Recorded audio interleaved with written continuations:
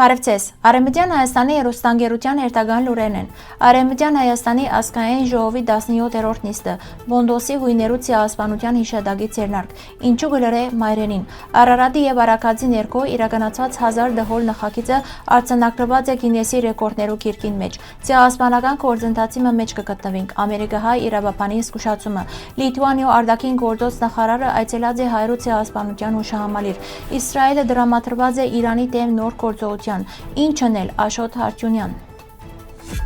Մայիսի 20-ին դեղի ունեցավ Արևմտյան Հայաստանի Հանրապետության ազգային ժողովի 17-րդ նիստը։ Օրագարկի հաստատումեն յետ քննարկվեցան ազգային եւ քաղաքական կարևոր հարցեր։ Տիգի Մարիետա Դոմիգյան ներկայացուց մայիսի 24-ի նախատեսված առցանց հանդիպումը նվիրված ազգային ժողովի ստեղծման 13-ամյակին, ընդգծելով անորթերը պետական կառույցներու գայացման եւ ազգային ինքնագազմագերման մեջ։ Նիստի ընթացքին անդրադարձ եղավ Բոնդոսի հույներու ցեղասպանության։ Շեշտվեցավ մայիս 19-ի հիշադակի օրը եւ Բոնդոսի հույներու ու հայերու համադեղ պատմական ողբերգությունը, կոդորացներ, բռնի դեղահանություններ եւ հայրենազրկում։ Նշվեցավ նաեւ եկեղեցիներու, դպրոցներու եւ մշակութային արժեքներու ավերումը ուղղված ժողովուրդներու պատմական ներկայության վերացման եւ ընդգծվեցավ պատմական հիշողության պահպանման ու արդարության պահանջի շարունակական կարեւորությունը։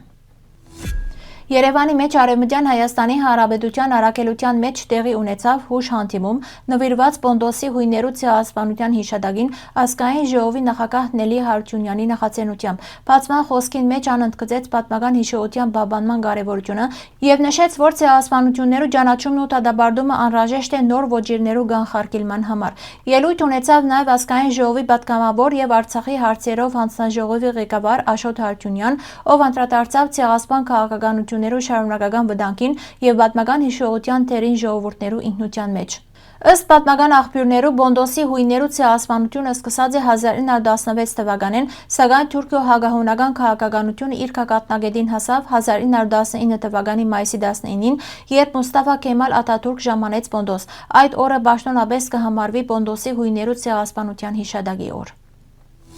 Սփյուռքահայ ընտանիքներուն մեջ, ուր երկու ծնողներն ալ հայ են, մայրենի լեզվի գործածության աստիճանական նվազումը այսօր դարձած է լուրջ մտահոգության առարկա։ Երբ հայերենը դուրս կմղվի ընտանեկան առօրյա հաղորդակցութենեն, լեզուն կխզե իր բնական փոխանցման շղթան եւ աստիճանաբար կհայտնվի վտանգված վիճակի մեջ։ Այս երևույթը ուղղակիորեն գաստե ինքնության ամենեն կարևոր հիմքերեն մեկուն ընտանիքին վրա։ Ըստ ընկերալեզվաբանական ուսումնասիրություններու, արևմտահայերենը սփյուռքի դարբեր կետրոններու մեջ կզարգանա անհավասար պայմաններու տակ։ Մերձավոր արևելքի հայկական համայնքներուն մեջ լեզուն երկար ժամանակ պահպանված է գրթական եւ համայնքային ամուր կառույցներու շնորհիվ։ Սակայն պատերազմներն ու զանգվածային արտագաղթը խախտեցին այդ կայուն միջավայրը, մեծ թիվով հայեր տեղափոխելով թեպի արևմուտք։ Արևմտյան երկիրներու մեջ լեզվական միջավայրը այլ բնույթ ունի։ Դիրո համարկման եւ ցուլման դրամապանությունը հաջող կնպաստե միալեզու հասարակության ձևավորման, ուր փոքր լեզուները կդիտվին որպես ընկերային հարաճընթացի խոչընդոտ։ Այս ընկալումները նույնիսկ եթե միշտ բացահայտ չեն, կաստեն ծնողներու որոշումներուն վրա,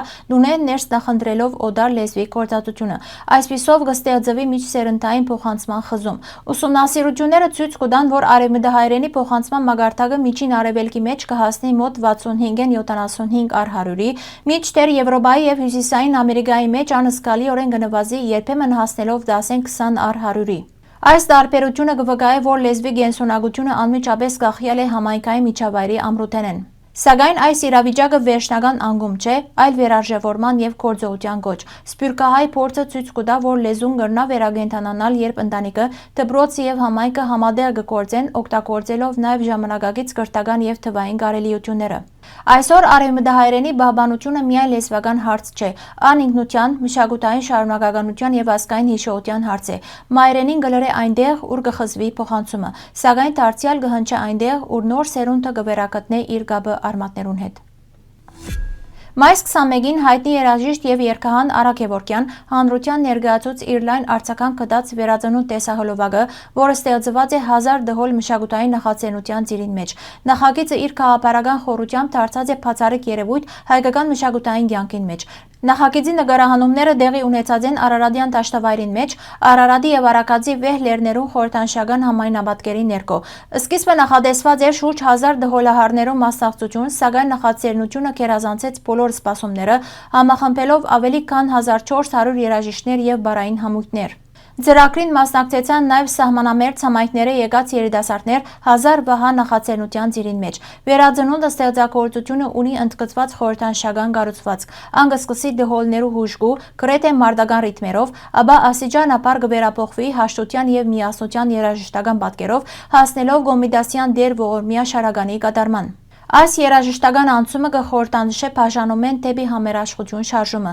Տեսահոլովակի քաղաքական առանցքը ըստ հեղինակներուն հասարակության ներսի բաժանումներու հաղթահարումն է։ Նախագիծի ստեղծման գաղափարը, ինչպես նշած է Արա Գևորգյան, ծնած է երկվորյակ եղբայրներու մասնակցությամբ դիպված է, որզիկ մղած է խորհելու հասարակական կիսվածության եւ միասնության անհրաժեշտության մասին։ Տեսահոլովակին մեջ այդ գաղափարը ներկայացված է նաև աստվածաշնչյան խորհրդանշանակությամբ գայենի եւ ափելի գերբարներուն միջոցով, որոնք ի վերջո կհաշտվին։ 1000 դհոլ նախագիծը այսպիսով ոչ միայն երաժշտական եւ տեսալսողական մեծածավալ նախաձեռնություն մնե, այլև համազգային խորհրդանիշ ուղղված միասնության, խաղաղության եւ մշակութային ինքնության ամրապնդման։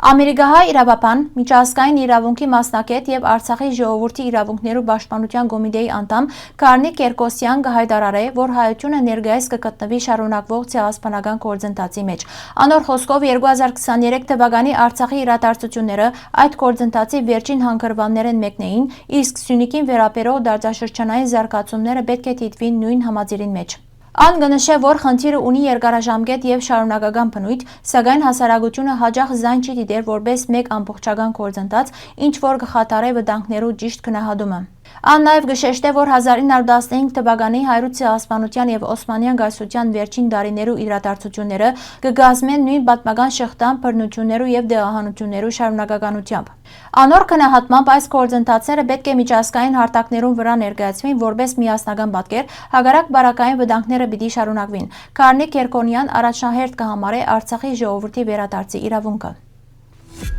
Մայիսի 21-ին Գեստուտիս Պուտրիս այցելեց հայրու ցեղասպանության զոհերու հիշատակին նվիրված հուշահամալիր։ Մնացական Սաֆարյանի ուղեկցությամբ ան ցեղգեփսակ զեդեղեց եւ հարկանքի դուրք մատուցեց զոհերու հիշատակին։ Գեստուտիս Պուտրիս Հայաստան ժամանած էր մայիսի 19-ին պաշտոնական այցի ծիրին մեջ, որ կշեշտե երկու երկիրներու քաղաքական երկխոսության զարգացումը։ Իսրայելի ղեկավարությունը դրամատրված է Իրանի դեմ ռազմական գործողություններու շուտապույտ վերսկսման։ Սակայն դժգոհ է ԱՄՆ-ի նախագահի դիրքորոշումեն, որ մե ըստ իսրայելական կողմի Իրան կփորձե օգտվել ցկցկելով դիվանագիտական դատարը։ Այս մասին կհաղորդե CNN-ը հողում կատարելով Իսրայելի կառավարության աղբյուրներուն։ Աղբյուրը կնշե, որ Թրամփի եւ Իսրայելի վարչապետի վերջին զրույցը եղած է լարված։ Զրույցեն յետ Իսրայելի մեջ մտահոգություններ առաջացած են ԱՄՆ-ի դիրքորոշման նկատմամբ, որ կցկցկե իրավիճակը։ Ըստ աղբյուրին, Իսրայելի բարձր մագարտակներուն մեջ գոյություն ունի Իրանի դեմ ռազմական գործողությունները վերսկսելու ուժեղ ցանկություն, իսկ Բենյամին Նեթանյահու դժգոհ է, քանի որ կգործե թե ներկա դատարը օգուտ կբերե Իրանին։ Այսօր, երբ հայոց պետականության գոյության հիմքեր կսասանվին, գլխավոր եւ անհետաձգելի հրամայականը մեկ է՝ ստաբիլ եւ համազգային կամքով միավորվել։ Հայաստանի Հանրապետության ազգային պետական շահերու պաշտպանությունը թրքամետ եւ զիջողական դարերեն այլևս բարձ քաղաքական խնդիր մը չէ, այլ մեր տեսակի ինքնապաշտպանության եւ գոյատևման վնասի հարց։ Բարդվողականության եւ հանձնվողականության այս կորձանարար ընթացքը գասեցնելու Հայաստանի Հանրապետության միջազգային հեղինակությունը վերականգնելու միակ ծանրագշիր խաղաթուղթը Արցախի Հանրապետության տարածքեն Աբշերոնյան վարչագահի գլխագեր զորամիավորումներու դուրս բերումն է։ Ներկայիս կորձանարար զիջողական ուղեկիցին անհաբաղ գասեցումը կբահանչի իշխանապողություն եւ իսկական ազգային համացայնության կառավարության գազմավորում։ Հայոց բանակի հրադապ վերազինումը պետք է հասցվի տեխնոլոգիական կերմակարդակի ռազմարվեստի նորագույն պահանջներուն համապատասխան։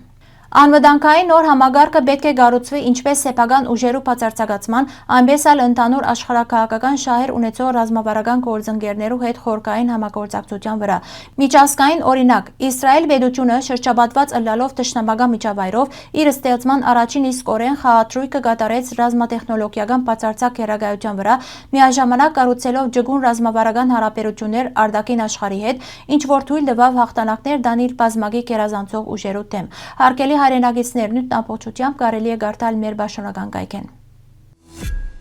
Հարգելի հայրենագիտներ, այսօրվան համար այսքան ենք նախատեսած։ Շնորհակալություն ձեր ուշադրության համար։ Լավ մնացեք։